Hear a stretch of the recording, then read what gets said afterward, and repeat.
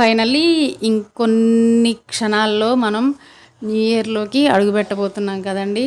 So అంటే పాత సంవత్సరాన్ని బయటికి పంపించి క్రొత్త సంవత్సరాన్ని మనం ఇన్వైట్ చేస్తున్నాం అనమాట. 2024కి బాయ్ బాయ్, 2025కి welcome. I wish you a very happy new year to all. ఈ సంవత్సరము అందరూ కోరుకున్నవన్నీ తీరి అష్టైశ్వర్యాలతో ఆయుర ఆరోగ్యాలతో హ్యాపీగా ఉండాలని నేనైతే హార్ట్ఫుల్గా భగవంతుడిని ప్రే చేస్తున్నాను.